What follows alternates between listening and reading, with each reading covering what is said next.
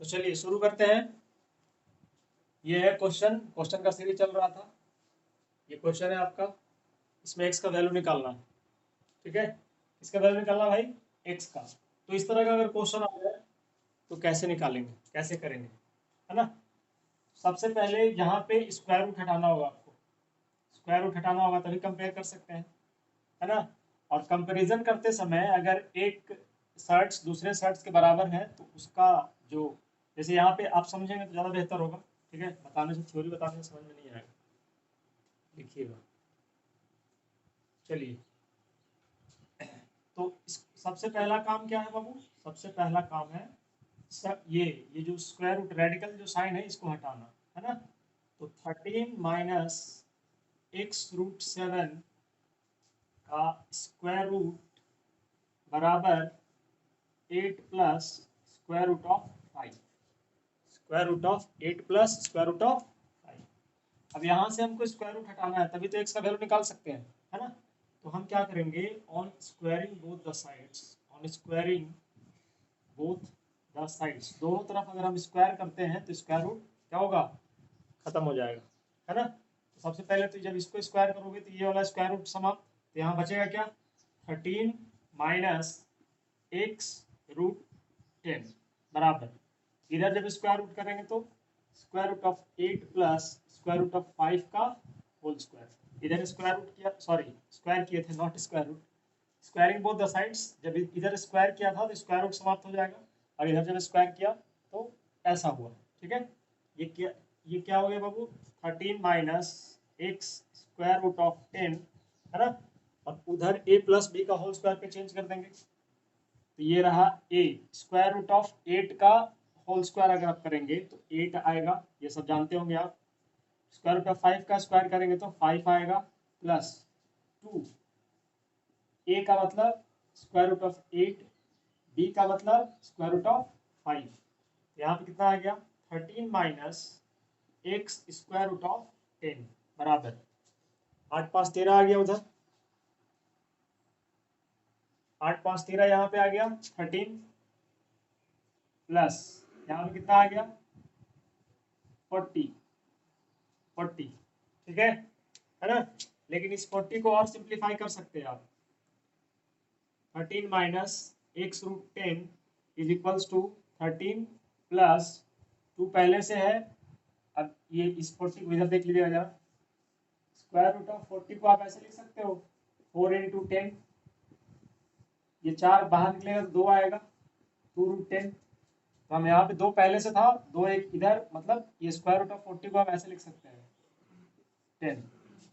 तो 13 minus x square root of 10, x square root of 10 is equals to 13 plus 4√10। अब यही पे main है, ठीक है। जब भी दोनों तरफ साइड्स हो, RHS में भी और LHS में भी, ठीक है, तो आपको अगर मान लो वो मिक्स साइड है या कंपाउंड साइड है, ठीक है, इस तरह से है, तो उसका रैशनल पार्ट को रैशनल के साथ इक्वल कीजिए, और जो रेडिकल वाला जो पार्ट है रेडिकल के साथ इक्वल कीजिए, तो आपको वेरिएबल का वैल्यू पता चल जाएगा। ठीक है, ये कंसेप्ट है, या आप और भी क्वेश्चंस में लगा सकते हैं। रैशनल वाले पार्ट को रैशनल से इक्वल करना है, रेडिकल वाले पार्ट को रेडिकल से इक्वल करना है। ठीक है, तो 13 13 दिख रहा है, यहाँ पे कोई वेरिएबल नहीं था, 13 13 बराबर है ना। अब बाकी यहाँ पे क्या बचा, माइनस x√10 बराबर यहाँ पे क्या है भाई, 4 स्क्वायर रूट ऑफ 10, ये √10 से √10 चला गया तो x इक्वल टू क्या आया, -4। चलिए, ये शायद समझ में आया होगा आपको। अब इस तरह से और भी क्वेश्चंस आएगा, वो आपको करना है खुद से, वो आपको खुद से करना पड़ेगा। चलिए नेक्स्ट, जैसे मान लीजिए ऐसा रहता, square root of a plus square root of b बराबर है यहाँ पे square root of c plus square root of d, ऐसा है। ठीक है, मान लो इन दोनों का वैल्यू सेम आता है या कुछ प्रॉब्लम में आएगा, तो इन दोनों का, जैसे मान लीजिए यहाँ पे c है, ठीक है मान लो, और यहाँ पे मान लीजिए d है ना, और यहाँ पे है a, यहाँ पे है मान x y z, मान लीजिए, मान लो ये x है और ये y है, और ये जेड है और ये गामा है, ठीक है, इस तरह का है मान लीजिए, है ना। तो हम क्या करेंगे, ये जो साइड है इसको इसके साथ, चूंकि दोनों सिमिलर है तो इस एग्जैक्टली सेम है दोनों, तो इसका कोफिशिएंट को इसके साथ इक्वेट करके हम बोलेंगे x इक्वल टू क्या रहा, z। और यहाँ पे स्क्वायर रूट ऑफ डी, यहाँ भी स्क्वायर रूट ऑफ डी, इन दोनों को इक्वेट करेंगे एक साथ और बोलेंगे y बराबर क्या है, gamma.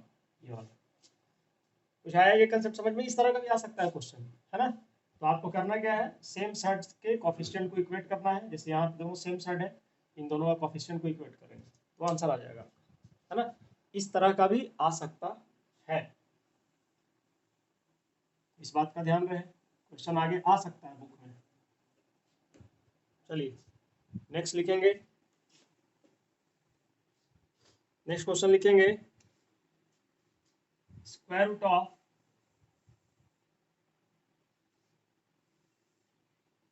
11 into square root of 11 into square root of 11, ये कहाँ तक गया है, up to 4 terms, up to 4 terms, ठीक है। तो इसका वैल्यू निकालना है, ये क्वेश्चन है, ऐसा अगर है तो ये इक्वल टू में क्या आएगा, है ना, क्या आएगा after solution, what is the value, clear है बाबू। तो ये बहुत इजी क्वेश्चन है बाबू, आप एक्सपोनेंट्स भी अगर थोड़ा सा पढ़े होंगे तो उससे भी बना सकते हैं इसको। देखिए स्क्वायर रूट, पहले हमेशा जब भी इस तरह का स्क्वायर रूट के अंदर स्क्वायर रूट, स्क्वायर के अंदर स्क्वायर, स्क्वायर के अंदर स्क्वायर, ऐसा अगर आए, क्यूब रूट के अंदर क्यूब रूट वगैरह वगैरह आए, तो आप सबसे पहले इनर स्क्वायर रूट से सॉल्व करना शुरू करो, अंदर वाले से, बाहर से नहीं, अंदर से, ठीक है। 11, ये 11 यहाँ है, अब बताओ, पूरा पहले लिख लीजिए, ठीक है। ये 11 लिख दिया और 4 टर्म्स तक बोला है, मतलब 1 2 3 तो हो गया, एक और ये 11, बोलिए इसी को सॉल्व करना है, 4 टर्म्स का मतलब ये हुआ, इसी को सॉल्व करना है। कैसे करेंगे, पहले अंदर से, है ना, पहले अंदर से, square root of 11 into square root of, ये रहा 11, ये वाला, ये 11 हो गया, ये 11 हो गया, into square root of 11 into, इसको सॉल्व कर देंगे पहले, यहाँ पे क्या आएगा 11 टू द पावर 1/2, ये वाला क्या हो जाएगा 11 to the power square root है ना 1/2, क्लियर है यहाँ तक। चलो अमन राज, ठीक है।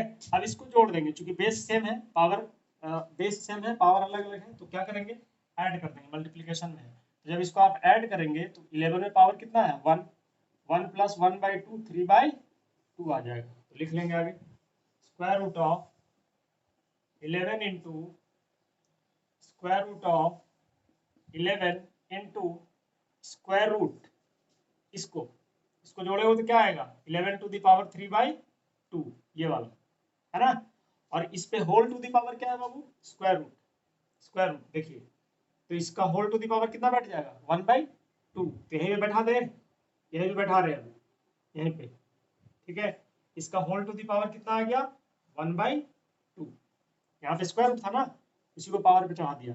अब पावर का पावर क्या होता है, गुना होता है, तो square root of 11 into square root of 11 into, ये क्या हो जाएगा 11 to the power square root of 11, ये क्या हो जाएगा 11 टू द पावर 3/4, क्योंकि ये दोनों गुना होगा ना, 3/2 into 1/2 that is equals to 3/4, 3/4 आ गया। अब इन दोनों को जोड़ेंगे, इन दोनों को ऐड करेंगे, तो 1 plus 3/4 that is equals to 7/4, 7/4, इन दोनों को जोड़ेंगे तो 7/4 आ जाएगा। आगे का स्टेप देखिए, square root of 11 into square root of, क्या आ गया था इन दोनों को जोड़ा तो पावर क्या आ गया 3/4 प्लस 1, पावर क्या आया 11 टू द पावर 7/4, क्लियर है यहाँ तक, ठीक है। उसके बाद स्क्वायर रूट ऑफ 11 इंटू, इसमें पावर कितना चलेगा 7/4 होल टू द पावर 1/2, तो 11 टू द पावर 1/2 करेंगे तो 7/4 इंटू 1/2, है ना, ये पावर 1/2 बढ़ जाएगा इस पे, तो 1/2 दोनों को इंटू करेंगे तो 7/8, 7/8, आ रहा समझ में। उसके बाद यहाँ पे इन दोनों को जोड़ेंगे तो पावर इस पे कितना है, तो सर 1 है। जब पावर 1 है तो 1 और 7/8 क्या होगा, ऐड हो जाएगा। 1 एंड 7/8 क्या होगा, ऐड हो जाएगा, ठीक है। तो यहाँ पे क्या लिखेंगे बाबू, यहाँ पे आप साइड में ऐड कर लीजिए, तो एक्चुअली आएगा 15/8, है ना। तो 11 टू दी पावर यहाँ पे कितना आ गया, 15/8, और होल टू दी पावर कितना है, ये जोड़ा सेम बेस है ना, इसे पावर कितना है 1, 1 प्लस 7/8 जोड़ेंगे तो आएगा 15/8, है ना। होल टू दी पावर कितना है 1/2, 1/2 बैठा दिए, पावर का पावर गुना होता है आप जानते हैं। तो 15/8 इंटू 1/2 का मतलब आ गया 11 टू दी पावर 15/16, है ना। अब आंसर में अगर ये नहीं दिया हुआ है, मान लो आंसर में ऑप्शन में कुछ और दिया हुआ है, हालांकि ये आपका आंसर हो सकता है, लेकिन ऑप्शन में मान लीजिए कुछ और फॉर्म में दिया हुआ है, 16 के फॉर्म में दिया हुआ है, जो रूट है इसका, जो nth रूट है, ऑर्डर है, वो 16 है। तो हम क्या करेंगे भाई, इसको ऐसे लिख सकते हैं 11 टू दी पावर 15 और 1/16, है ना। 11 टू दी पावर 15, ये रेडिकल साइन, और ऑर्डर कितना हुआ 16, ये आपका आंसर है। चलिए इसको जल्दी से कॉपी कीजिएगा।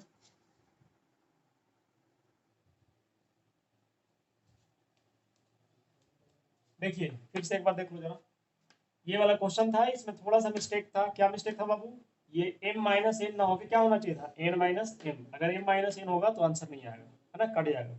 एक्चुअली m ही वैनिश हो जाता है, तो आंसर आने का कोई चांसेस नहीं है, ठीक है।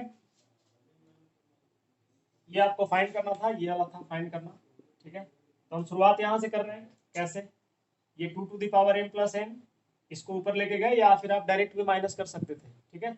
बेस सेम है, डिवाइड में है, तो डायरेक्ट भी आप माइनस कर सकते थे, लेकिन हम मान लो ऊपर लेके गए तो इसका पावर क्या बन जाएगा, negative, minus of n minus m बराबर 2 टू दी पावर 4। अब बेस दोनों का क्या आया, सेम। बेस दोनों का क्या आया, एक मिनट रुक जाइए, हाँ, बेस दोनों का क्या आ गया, सेम। जैसे ही बेस सेम आया तो हम पावर को क्या करते हैं, ऐड करते हैं, तो m प्लस n, और ये माइनस अंदर जाएगा तो माइनस n होगा और प्लस m होगा, ये कट गया, ठीक है भाई। बराबर 2 का पावर कितना आया, 4।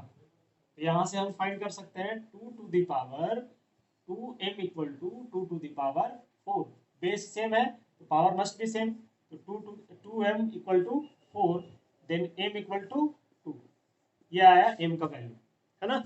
अगर वैसा क्वेश्चन रहता तो n का वैल्यू आ जाता, है ना।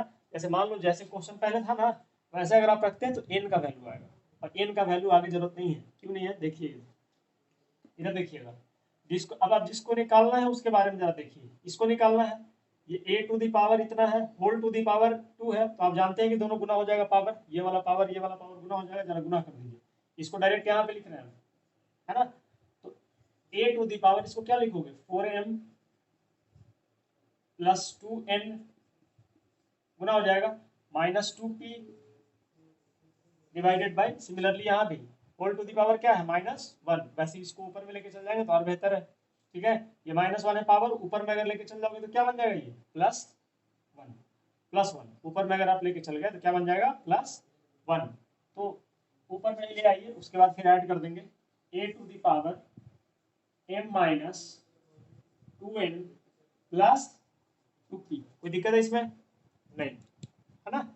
अब दोनों का बेस क्या है बाबू, सेम है, बेस दोनों का क्या है, सेम आ जाता है, बेस दोनों का क्या है, सेम, ठीक है। बेस सेम है तो पावर क्या हो जाएगा, ऐड हो जाएगा, तो 4m plus 2n minus 2p plus m, उसके बाद -2n प्लस 2p, ये 2p से 2p खत्म, ठीक है भाई, और 2n से 2n भी खत्म, है ना। तो क्या बच गया, a to the power 5m, a to the power कितना बच गया, 5m, है ना।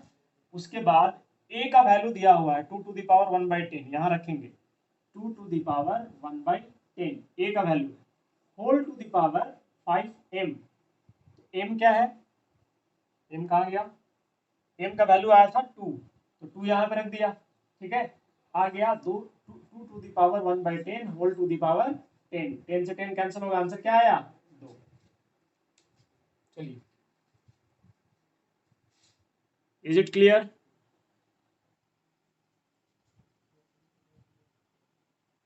ये बेसिकली डाउट है इसी का, ठीक है, तो इसको थोड़ा सा देख लीजिए, बहुत इजी क्वेश्चन है। सीधा एक्स और वाई का वैल्यू इसमें रखना है और सॉल्व करना है।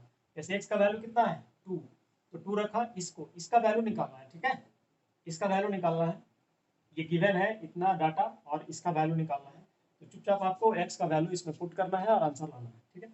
एक्स इक्वल टू 2 रख दिया, वाई इक्वल टू 4 रख दिया, whole to the power x minus y, तो एक्स का मतलब 2, वाई का मतलब 4, ठीक है, प्लस y का मतलब 4 आया, x का मतलब 2 आया और y का मतलब 4 आया और x का मतलब 2 आया, रख दिया। देखो एकदम सिंपल हो गया। अब इसको काट देंगे तो ये 1/2 आएगा, 1/2 होल टू द पावर कितना आया -2, प्लस इसको काट दिया 2 आया, 2 टू द पावर कितना आया 2, ठीक है। इसके बाद आप इसको बहुत तरीके से सॉल्व कर सकते हैं, जैसे 1/2 है तो 2 टू द पावर -1 लिख सकते हैं, ये ऊपर जाएगा तो पावर क्या आ जाएगा, अभी +1 है इस पे पावर, यहाँ पे ऊपर जाएगा तो -1, 2 to the power -1 whole to the power कितना आया -2 प्लस 2 टू द पावर 2, तो माइनस पावर क्या होता है भाई 2 होल टू द पावर -2 है, तो पावर से पावर गुना हो जाएगा, तो minus into minus plus 2 plus 2 to the power 2, 4 4 8 answer. चलो क्लियर है ये। नेक्स्ट लिखिएगा, इसको फिर से समझिए, ठीक है। ए का वैल्यू इतना है, बी का वैल्यू इतना है, सी का वैल्यू इतना, then find the value of this one, है ना। तो ये टोटल एक आइडेंटिटी पे बेस्ड है बाबू, और वो आइडेंटिटी है, ये आपको याद होना चाहिए, 3abc है ये, है ना। A cube plus B cube plus C cube minus 3abc बराबर A plus B plus C into A square plus B square plus C square minus A B minus B C minus C A, ये identity है जो आप use करेंगे इसको बनाने में, है ना। अब यहाँ पे कंडीशन बताया था कि इस आइडेंटिटी में अगर ये वाला पार्ट जीरो हो जाता है, ठीक है, मतलब ए जो दिया हुआ है और बी जो दिया हुआ है और सी जो दिया हुआ है, इन तीनों को जोड़ने के बाद अगर सम जीरो आ रहा है तो ये आइडेंटिटी मॉडिफाई हो जाता है। बताओ ये चीज जीरो हो गया तो जीरो इंटू समथिंग जीरो हो गया पूरा टोटल RHS, ये क्या बनेगा A cube plus B cube plus C cube minus 3abc बराबर जीरो, है ना। अब हमको क्या चाहिए 2abc यहाँ पे रखना है, तो हम एक abc को उस तरफ भेज देंगे, तो ये क्या बना A cube plus B cube plus C cube minus 2abc, 3abc को लिख सकते हैं आप -2abc माइनस abc, तो abc को हमको इतना का वैल्यू चाहिए, हम abc को क्या करेंगे इधर ट्रांसफर कर देंगे भाई, a का वैल्यू दिया हुआ, अब ये तो फाइंड करना है हमको, लेकिन ये कैसे पता चलेगा कि भाई a plus B plus C zero है, ये भी बात है कि a plus B plus C zero है, ये कैसे पता चलेगा, दिया हुआ है, देख लीजिए a का वैल्यू दिया हुआ है, तो हम a प्लस बी प्लस सी आप यहाँ से देख के कर सकते हैं, जोड़ना नहीं, यहाँ से देख के देखो, प्लस में √6 है माइनस में √6 है, खत्म हो गया, माइनस में √3 है प्लस में √3 है, खत्म हो गया, प्लस में √2 है माइनस में √2 है, खत्म हो गया, तो जीरो आएगा, जोड़ने के बाद रिजल्ट क्या आएगा जीरो आएगा, जोड़ के दिखा दे रहे आपको, √6 minus √3 plus √3 minus √2 plus √2 minus √6, ये खत्म ये खत्म ये खत्म ये खत्म, आंसर क्या आ रहा है जीरो। जब भी तीनों को जोड़ने के बाद a plus B plus C को जोड़ने के बाद जीरो आ जाए तो A cube plus B cube plus C cube minus 3abc बराबर जीरो होता है, इस बात का ध्यान रहे यहाँ से, ठीक है। और हमको 3abc नहीं निकालना था, हमको 2abc निकालना था, तो A cube plus B cube plus C cube minus 2abc, तो abc उधर ट्रांसफर हो गया, इसका मतलब इसका आंसर क्या आने वाला है abc का मतलब a को गुना करना है b से, b को गुना करना है c से, तीनों, ठीक है। तो आंसर क्या आ गया, इसलिए हमारा जो आंसर है वो डायरेक्टली क्या करेंगे ABC, तो यहीं पे लिख दे रहे हैं बाबू, आप गुना कर लेंगे घर में, √6 minus √3 into √3 minus √2 into √2 minus √6, इसको इंटू करके आप आंसर ले आएंगे। चलिए नोट कीजिएगा, ये इंपॉर्टेंट था, बस वहीं पे कंसेप्ट था, इंटू तो कर सकते हो ना, बोलिए।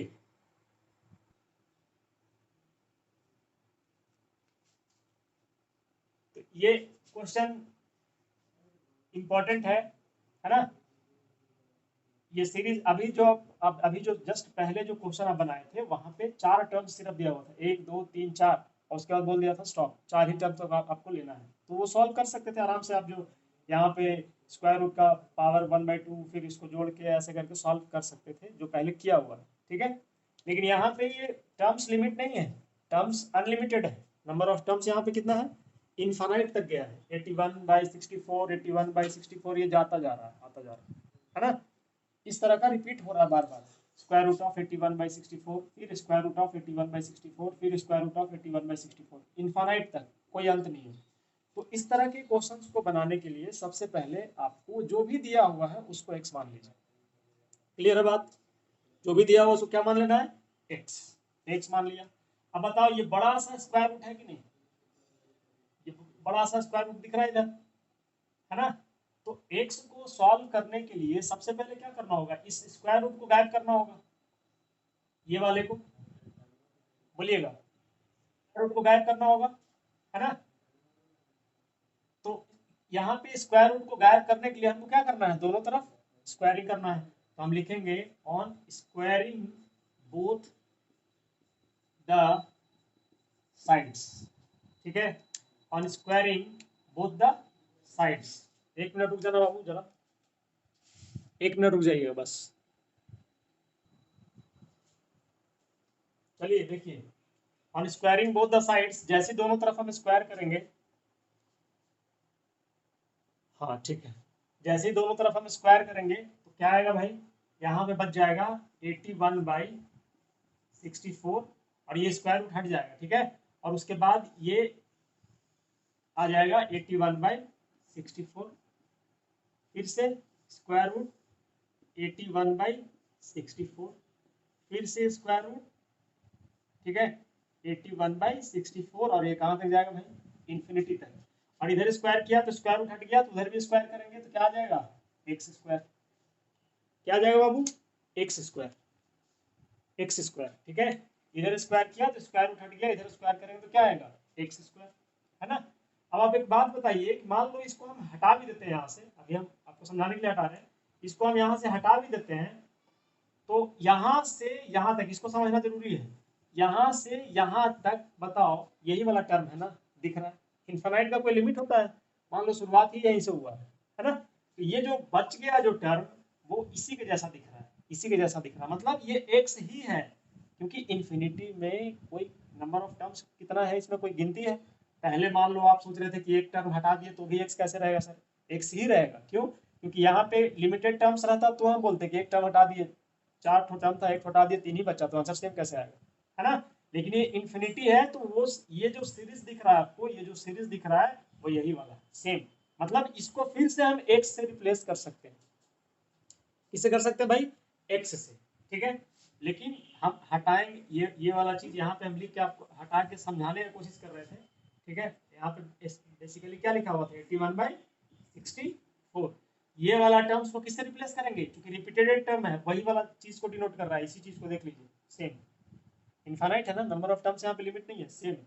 तो 81/64 इंटू में क्या आ गया, ये एक्स बराबर एक्स स्क्वायर। तो ये एक्स से एक्स कट गया एक, तो एक्स का वैल्यू कितना है बाबू, 81/64। चलिए क्लियर है कहानी। तो इस तरह का इनफाइनाइट टर्म्स जब भी आए आपके सामने, इस तरह का इनफाइनाइट टर्म्स जब भी आए तो सबसे पहला स्टेप है एक्स मानना है, और स्क्वायर रूट रहेगा, मान लो स्क्वायर रूट ही रहेगा, ठीक है, स्क्वायर रूट रहेगा तो स्क्वायरिंग करके इसको एक्स स्क्वायर कर लो, और बाकी का जो पार्ट बच जाएगा उसको फिर से एक्स मान लीजिए, क्योंकि वही चीज है, रिपीट हो रहा है, सेम चीज। चलिए